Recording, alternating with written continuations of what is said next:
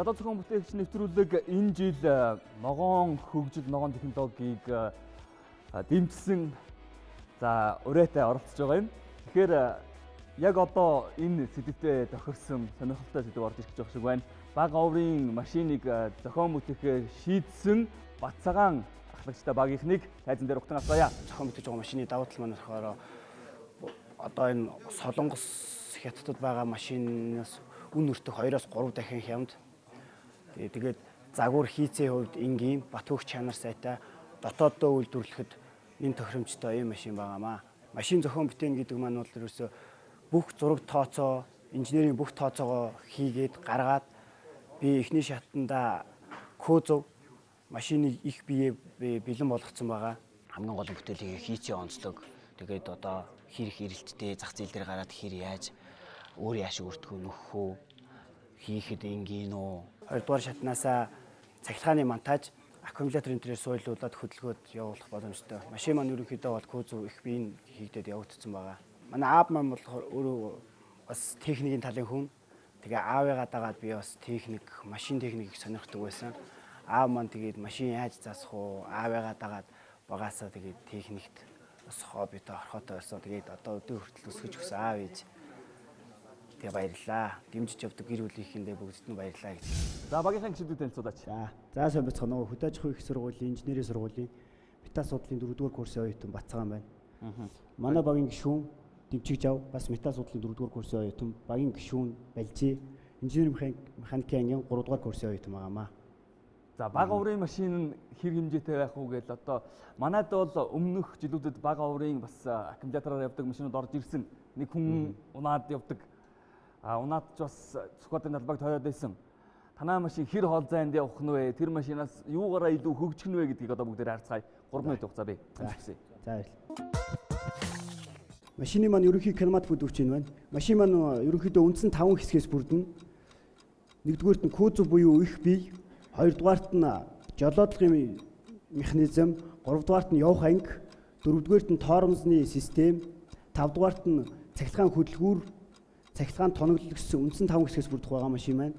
Кузов буюу их биеийг 3 мм зузаат цай лист нэмгэн төмрөөр 75-ыг харьц 25, 30-ыг харьц 30, 25 мм харьцаатай битүү төмрөөр матах, нуглах, гагнах, эмхэрдэх аргаар кузов ерөнхийдөө бид нар бэлдсэн байгаа. Тэгээ хоёрдугаард нь болохоор явах анги маань цахилгаан хөдөлгүүрээс хөдлөх голоос хөтлөгдөгч одоо араандаа хөдөлгөөнөө дамжуулаад хөтлөгч одоо араанасаа хөтлөгдөгч одоо араанд гинжин дамжуулгаар хөдөлгөөнөө дамжуулж явах анги маань явах байгаамаа. Хоёр аккумулятор байгаа 12 вольтын цуу олвсон 24 вольт болгож 12 вольтын хоёр аккумуляторын хүчлийг хэмжигч вольтметр байгаа. Тэгээд түлхүүр буюу асах төхөөрөмж байна сууж өгч байгаа. Нэмэлтээр гэрлүүд бас сууж өгч байгаа. Машины маань өндөр нь метр 44, урт нь болохоор метр 27 см. Тийм машиныхаа энэ хэмжээг бид нар яаж авсан бэ гэвэл бас ингээд тэр зорчих хүмүүсээ суулгаж үзэж эргономик үзүүлэлтийг нь харж за тав тухтай байдлаас нь харж үзэж сонгож машиныхаа кузов ерөнхий арамын хэмжээг нь бодож гаргасан байгаа. За ерөнхийдөө нэг ийм слайд маань. Тэгэхээр манай залуу зохион бүтээгчийн нэвтрүүлгийн багт шүүгчдийн багт механик тээврийн сургуулийн Чойс Хүрэн багш ажилладаг. Тэгэхээр өмнө нь бид бас хамтарч нэвтрүүлэг хийж байсан. Тухайн нэвтрүүлэгт цахилгаан хөдөлгүүртэй машин оролцож байсан. Тэгэхээр тэр машин бас ямар хэдтэй байсныг бид нэр танилцуулж байсныг санаж байна. Тэгэхээр яриа Чойс Хүрэн шүүгч рүү шилжих болов уу гэж бодож байна. Хамгийн ихний асуулт. За ийм машин хийх гэж байгаад юу гэсэн баяр үргээ. Жишээ манай дээр бол Eco-Car гэдэг машин хийдэг л дээ. Тэр маань яг хөглөө Солонгосоос зохион байгуулагддаг. Тэмцээнд одоо сүүлийн 3 жил оролцсон тийм машин байж байгаа. Тэр маань нөө картинг гэж яддаг шиг яг уралдааны зориулт яг л та. Танах бол яг хөглөөр нэлээ хүний эргономик гэдэг талаасаа гэдэг өндөр хийсэн юм байна.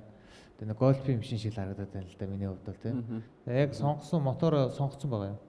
Мотор бол сонгоцсон байгаа. Ямар мотор байгаа яг? Тэр маань тогтмол гүйдлийн мотор тэг 700-аас 1050 ватт. Энгийн DC юм уу? Ер нь бол 0.5 кВт буюу 500 ватт хүчин чадалтай тийм мотор байгаа. Удирдлагын хэсгийг яаж хийж байгаа юм бэ? Удирдлагын панел дээр Паскал тавиа. Паскалаас залгаад хөөрөө төлөнгөд мотор асаад удирдлагын панелд мэдээлэл ирнэ. Удирдлагын панелаас гიშгүр буюу бүр урталт байгаа педалн дээр сенсор буюу нэг мэдрэгч тавьсан байгаа. Явуулт хэмжигч мэдрэгч. Явуулт тэрэн дээр мэдээлэл очиж педалыг гიშгэнгүүт машин урагш явна. Цахилгаан хөтөлбөрөөс гарсан гол дээр хөлтөж одоо хараа сууснаар бензин дамжуулгаар дамжиж хөтлөгч одоо хараа сууж хойлон дугуй ирэх төслийг бүрдүүлнэ. Тиймгүй зарчмаар ажиллана. Яг удирдлага хийсэн дээр бас зөвлөгөө өгнө хальтаа батарей менежмент гэдэг зүйлийг бас зөв хийж өгөхгүй бол бас одоо нэг 2 аккумулятор тавьчихдаг нөгөө 2 аккумулятор маань ингээд суугаад ирдэг тий магадгүй чи одоо яг удирдаад хүчлийн хэмжээнд хүрэхгүй бол тухайн машин чи өөд газар явж чадхаа гэж магадгүй нэг өөд бити зөв чигээрээ нэг явж чадхаа байждаг ч байд юм уу ийм асуудлууд үүсээд байдаг л да. За тэгээд яг нөгөө нэг хамгийн гол асуудал чи юу вэ гэхээр эргүүлээд энийга чи хэдэн цаг цэнэглээд хэдэн цаг унах вэ гэдэг асуудал байгаа шүү дээ. Энийг бол бид нэр одоо жишээ нь одоо 10 хэдэн цаг цэнэглчээд нэг цаг 30 минут унах бол тэр бол энийга тэгээд ингэж цаг 30 минут унсныгаа би цэцлэгаан биш хийчлээ гэж яриад иж бас болохгүй тий. За ойлголоо. Тооцоол байгаа тий. Тооцоол бол байгаа. Ерөнхийдөө бид нар машина бүх инженерийн тооцоо юугийн тооцоог нь гаргасан л да. Тэгээд машин маань 24 цаг цэнэглэгдлээ. 24 цаг цэнэглэгдээд 8 цаг 7 км цагийн урттайгаар 8 цаг ажиллах боломжтой. Тэгээд хурд 7 км цаг. 7 км. Ер нь ийм цахилгаан машинд тавьж байгаа юм уу та нар ингэж штэ. Батарей тавиад тэгээ боскааталтай тэгэл хөдөлгүүрт тоог хөрнө тэгээд шууд эргээл тогтмол урттай эргээл явах нь штэ тий. Тэгэхээр энэ хамгийн муу хувилбар. Яага муу хувилбар гэхээр батарей ямар нэгэн хэмжээгээр суух юм уу хүчтлийн хэмжээ төвшин унах дээр аяндаа мотороос эргэлт хүчлийнхэн төвшингөөс болоод багасна эргэлтүүд чи өөрчлөгдөнө. Та нар хурд мурдаа нэмэхэд их төвөгтэй болно шүү дээ. Тэ? Тэгэхээр хамгийн сайн хувилбар нь юу гэхээр одоо дандаа энэ жижиг зүгээр мопед ч гэсэн дэрс ялгаа байхгүй. Дандаа инвертертэй тэгээд 3 фаз хөдөлгөөрүүд байж байгаа. Тэд нар чи яаж нэг тэр хүчлийнхаа төвшнгөөс огт хамаарахгүй шүү дээ. Хүчил унж байгаа ч гэсэн нөгөө үгүй бол дүүти цикл юм уу давтамжаа нэмээд хурдаа өөрчлөлөд байгаа шүү дээ. Тийм учраас та нар хурд хожиж болно, хүч хожиж болно. Хүчлийн төвшин их өндөр хэлбэлцэд ихгүй тэрнээс хамааралгүй болчиход байгаа. Тэгэхээр тогтмол гүйдлийн хөдөлгүүрээс чинь ховсог гүйдлийн хөдөлгүүрүүд нь одоо яг ийм хөдөлгүүрүүд нь хямдхан болцсон. Удирдлагын систем бүр хямдхан болцсон.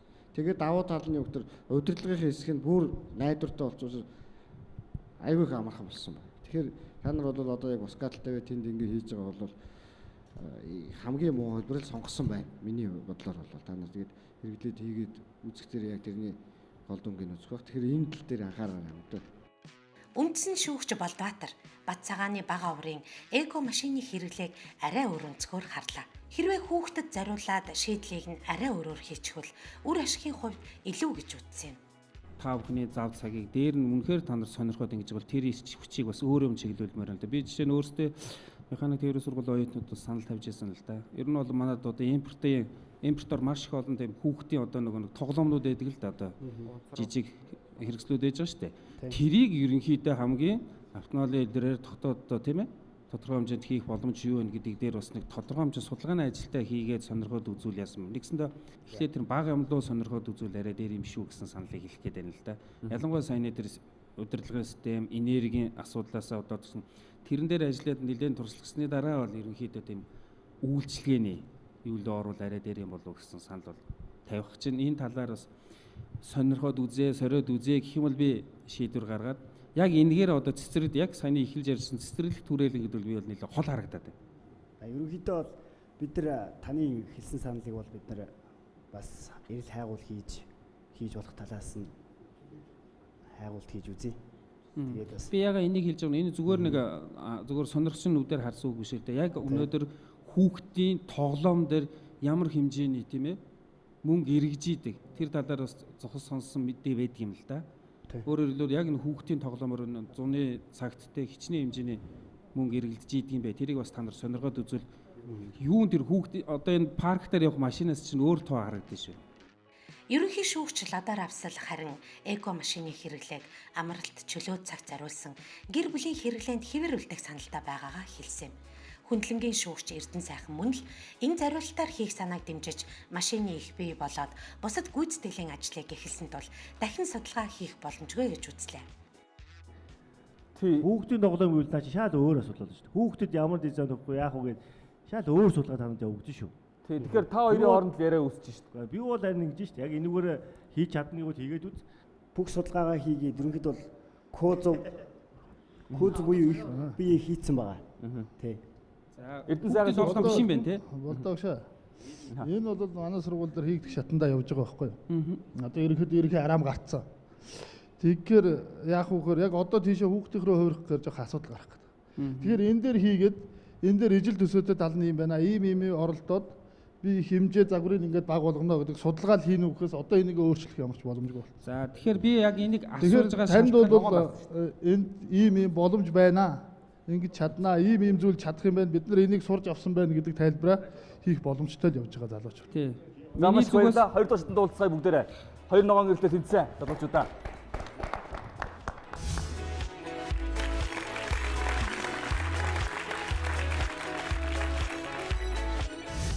Тэгээ шүүгчд маань маш их шүүмжлэлтэй хандаж байна. Шүүгчдээсээ маш их шүүмжлэл хүртлээ.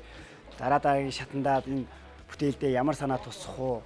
Дараагийн шатанд бүтээлээ бэлэн болгох талаар шүүгчдээс маш их зөвлөмжийг авлаа. Би л үгүй бас нэг удирдлагын систем жоохон тэмүүн байна гэж бодлоо. Тэгээ дараагийн шатанд бол бас тэрийг бодож үзэж орох болно.